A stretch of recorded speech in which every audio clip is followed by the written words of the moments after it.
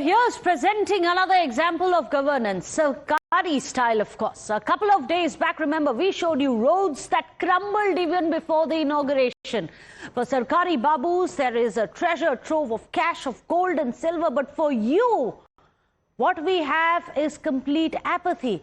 Apathy that you can see on your screens. Money washed away, the tax money washed away by rains, and apathy of Babu. It's the majestic, ill-gotten wealth many are talking about, which have happened, and corruption and cut money and commission Raj. But on the other hand, what are you getting? From your own tax money, all you get is potholes and craters.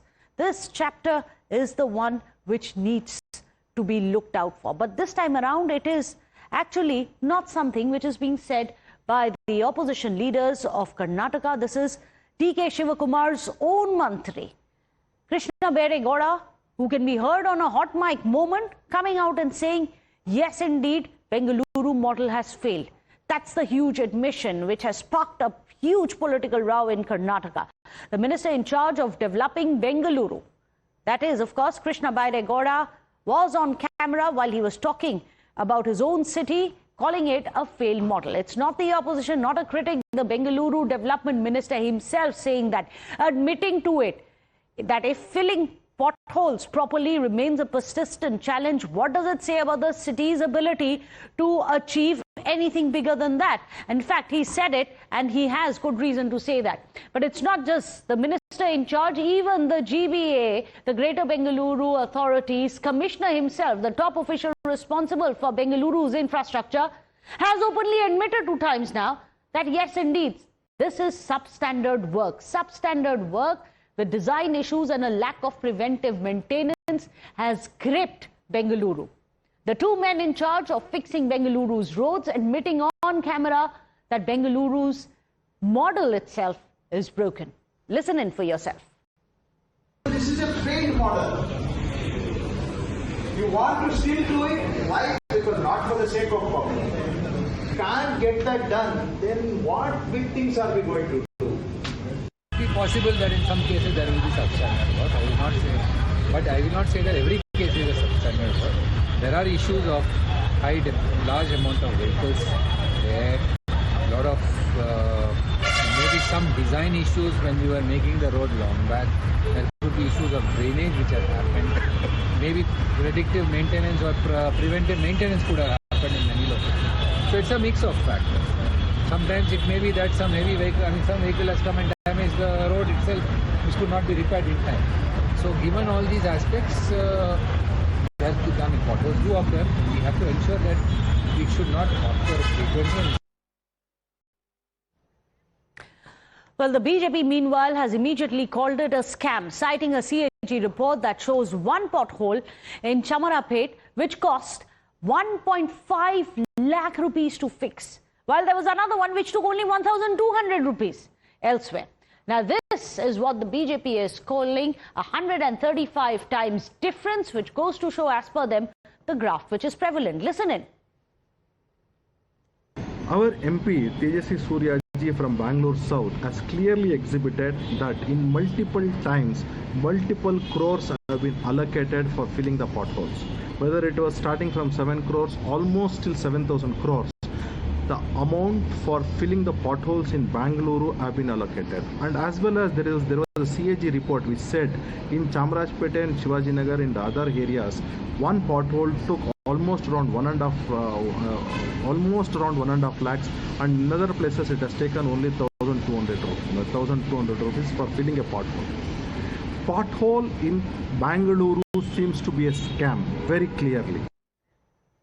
Unfortunately, this is not a new crisis. The data has been available and has been ignored for many, many years now. Let's take a look at it. There are about 750 major roads in Bengaluru, 1,344 kilometers stretch. The arterial roads alone have, and this is amazing, this is as per September 2025, arterial roads, there are 4,330 potholes, and this is by their own admission in the Silicon City of Bengaluru. This is the reality. Let's also tell you about the pothole deaths. From 20 2017 to 2022, there have been 13 pothole-related deaths in the IT city of Bengaluru. Civic spend on potholes because they have been spending a lot of money on potholes to fix it, to repair it. The expense of potholes in this year itself was 217 crores. As per the BJP, the Congress Sarkara has actually spent 7,000 crore rupees, but as per this year to this year, which is 2017 to 2022, it is about 215 crore rupees. In fact, we are going to be going across to Pratibha as well. Pratibha, you must show us what many are calling the pothole map of Bengaluru, and that is more important than any other GPS. What needs to be provided, not left or right, but what you need to watch out for in front of you. Absolutely. And Meghna, you know, the admission that has come in from the Bengaluru Development Minister, Krishna Bairegowda, is really what every Bengalurian has been feeling. So that is a sentiment that he has echoed in that statement, that we're not able to get the basics right. How will we get the bigger projects? But let's take a look at this mapping of the potholes, and that really tells you the story of Bengaluru. Here it is. First, I want to begin with some of the important areas in Bengaluru. Let me begin with where the Chief Minister resides. This is in Sadashiv Nagar. The Chief Minister's residence is here. And look at that. The map shows close to 10 potholes in his region, in Sadashiv Nagar, one of the most prime places in Bengaluru. And now let's take a look at the minister's own place, where Krishna Bairegowda comes from. That is Sakar Nagar, and look at that, about 5 potholes in Sakar Nagar. But that's not it. It could also be because those potholes have not been mapped here, because BBMP's own admission is that there are as many as 5,000 potholes in the major roads of Bengaluru. Now let's take a look at some of the other regions. You know, Bengaluru is known as the startup hub, and there are places like Indranagar, HSR layout, in these regions where we see a lot of startups, which Bengaluru is really proud of. And look at the condition of the road here, Meghna. The entire stretch here, look at the amount of potholes that can be found: 26, 82, 91, 139.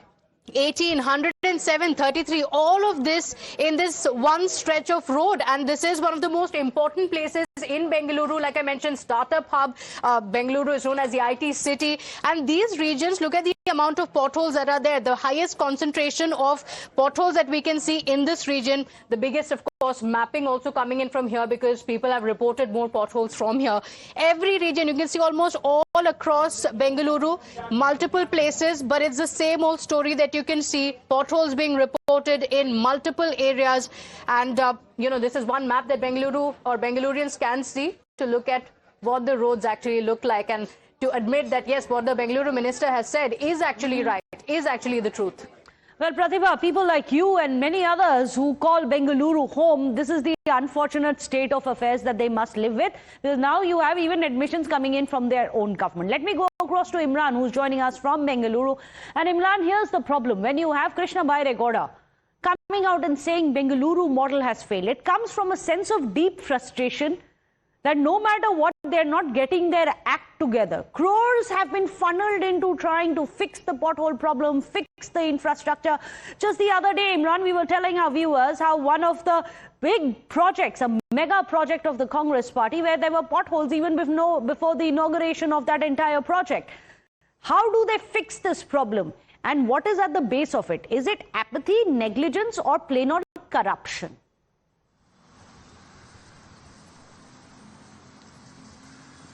No, very clearly, it's not that the senior officials who were sitting there listening to what Krishna Bairegowda was saying didn't have any knowledge about the subject. In fact, they are technical experts. They've been doing this for years. And in fact, Krishna Bairegowda even says that if you want to make money, make a proper job of it, at least for the people to know. There will always be a potholes. There will be consistent work. Do not worry about what, but be a quality job. Even if you're not able to fix a pothole, or if you fix a garbage-free city, even basic things you have not to be able to provide to the citizens of Bengaluru. What major expectations can citizens have from the BBMP about this issue? And now, it's not a question of just one minister or one thing. It has to be a consistent, complete overall over this entire system. As BJP is saying that sacking one assistant executive engineer or taking here and there is just a shoddy job as the minister is trying to do. According to their criticism, that complete overall of the system needs to be done. Now, this is an issue which every government has faced, whether it's a Congress, whether it's a BJP. there's been constant grouse that whichever government comes to power, they're not been able to deliver a clean roads to Bangaloreans. In fact, many a time, many prominent citizens of the Bengaluru has appealed to it. In fact, right in front of me, standing in front of High Court had also given deadlines to fill up potholes multiple times to the state government over this particular issue. And the GPA had said that, you know, they will multiple after the deadlines, they are working on it.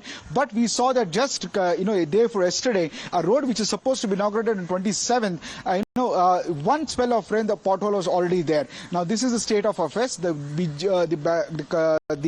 BBMP said that they have rectified that particular stretch of road, but the larger question is the potholes, like the minister asked, is not potholes to be filled, but the question is why potholes are happening. That itself is a first question. Whether the minister will be able to deliver or it will just be an empty assurance, we have to wait and see for that. But that is the issue which concerns all of Bangaloreans, whether rich or poor, because all use the road every day. And whether the new minister will be able to deliver, we have to wait and see, because we've seen from past experience, whether it's the BJP, whether it's JDS, whether Congress, consistent, all the governments have failed. This also indignation or indictment of the own government by the minister, saying that even the previous government, Congress, has failed in delivering it. In fact, he's made that statement very clear. It should be in bold.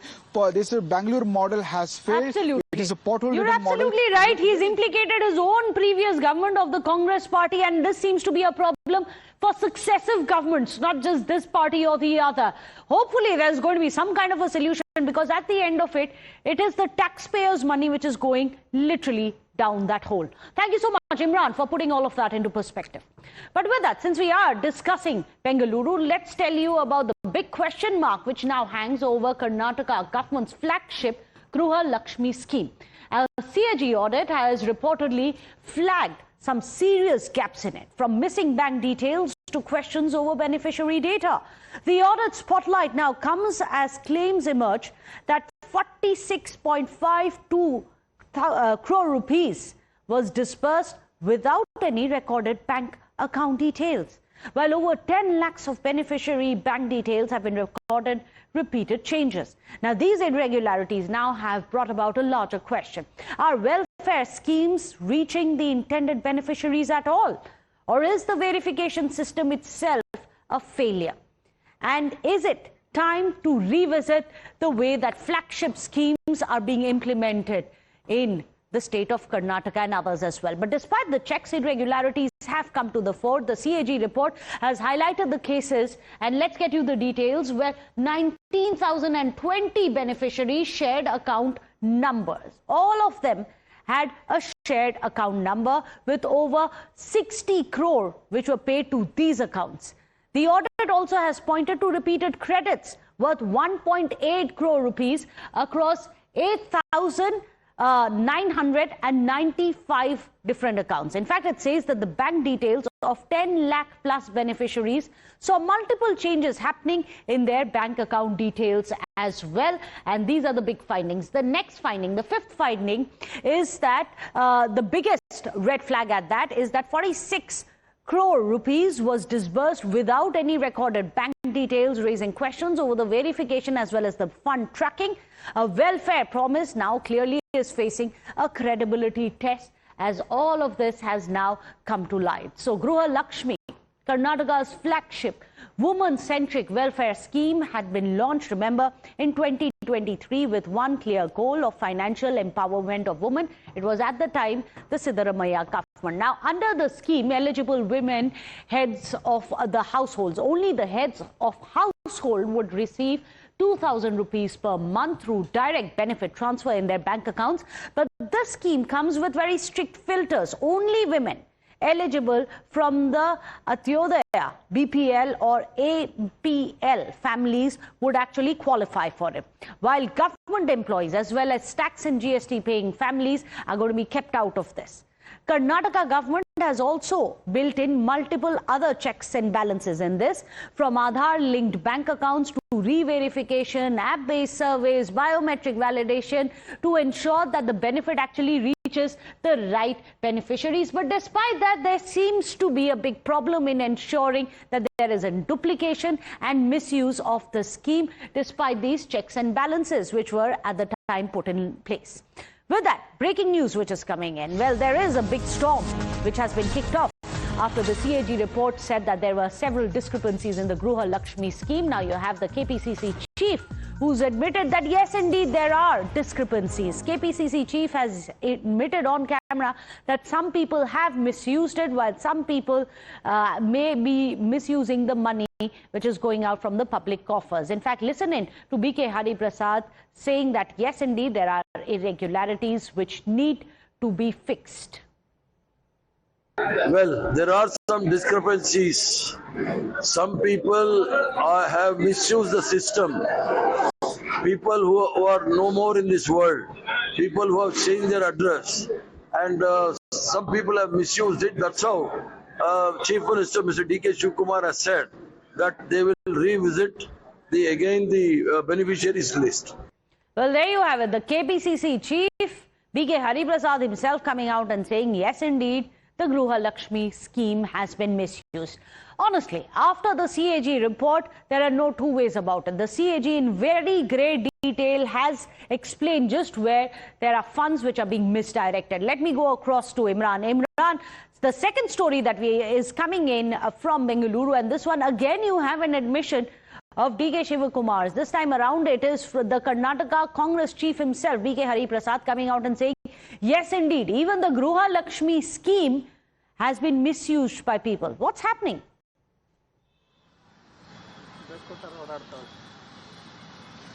Well, absolutely. In fact, this is candid admission. In fact, the CAG report has flagged 5 major issues with the Gruha Lakshmi scheme. One is that over 19,000 people have multiple bank accounts and money was transferred to these accounts. Number 2 is that more than 2,000 people where didn't even have bank accounts, money was transferred there. When the CAG questions it, how is it possible? Because it was supposed to be a direct transfer, as far as the cash is concerned. 3, that there was multiple, bank accounts were there. They didn't give out much more details. When the CAG asked for multiple times about these beneficiaries who are getting benefits, there was no data provided. So all these issues were flagged by the CAG. Now, we spoke to the department officials. They're saying they're trying to set right as far as the leaks in the system is concerned.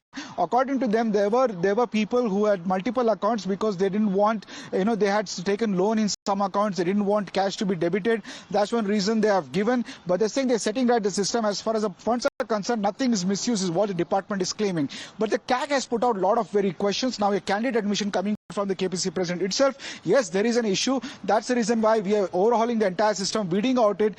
The people who are taking taking money through multiple accounts, all this being dead. In fact, earlier we had also brought out a story about 1 lakh beneficiaries who are no longer exist. They are dead people. Beneficiary account is going to deceased people. So all these multiple issues are flagged by the CAG. Now the government admits that there is a mistake. We have to wait and see how they set it right. But it begs the question of what kind of implementation is being done in social welfare schemes. What kind of implementation is done in social welfare scheme? What is the kind of implementation being done even when it comes to the infrastructure? Several questions. DK Shivakumar may just have inherited a crown of thorns. Thank you so much. We'll keep coming back to you, Imran, for more updates as to how they're going to be fighting this civic apathy issue. But with that, let's move on in the bulletin and get you a story coming in from the state of Tamil Nadu. A blockbuster face-off is on the cards in Tamil Nadu as MK Stalin, the former chief minister, responds to the current chief minister Vijay, saying that there are numerous issues which have cropped up in the state. Udayanidhi Stalin, remember, had demanded an answer to all the people-centric issues from the chief minister in assembly, but the chief minister was asking, where am I? Don't search for me, says MK Stalin in the assembly. He says, search for me in the hearts of people, irrespective of whether or not I'm in the assembly, I'm in the hearts of people. In fact, there you have it. That is the response that MK Stalin gave to Vijay after Vijay took it to an all-new level when he performed a very cinematic hand gesture imitating the former chief minister MK Stalin.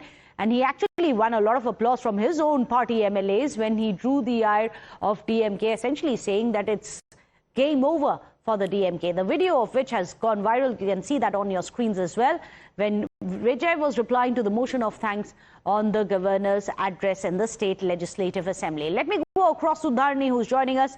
Dharani, the war of words, it was Udayanidhi versus Vijay, and now it is MK Stalin also jumping in and saying, look for me in the hearts of people. Clearly a battle which is not going to end anytime soon. The war of words continues.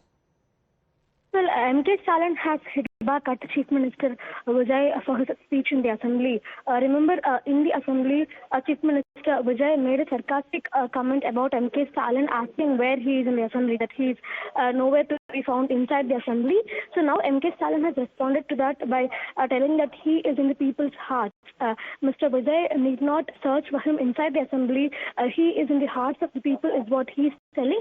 And he's also going on to list a few initiatives that were launched by him during his tenure as the Chief Minister, like the ₹1,000 monthly monetary assistance for women, the Tamil Nadu scheme, and the Pujamai Pen scheme. So, in the files pertaining to these schemes that are in the Secretariat right now, Mr. Vijay can find MK Stalin's signature.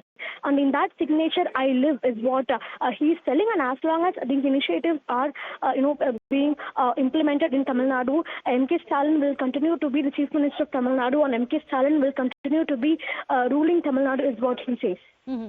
Well, thank you so much, Dharani, for getting us that blockbuster face-off that we can see between Vijay and the former Chief Minister MK Stalin. Well, with that, we are going to be wrapping up, setting the agenda. Thank you so much for watching. I'll see you again tomorrow, right here on Times Now at 12 noon. Stay tuned till then.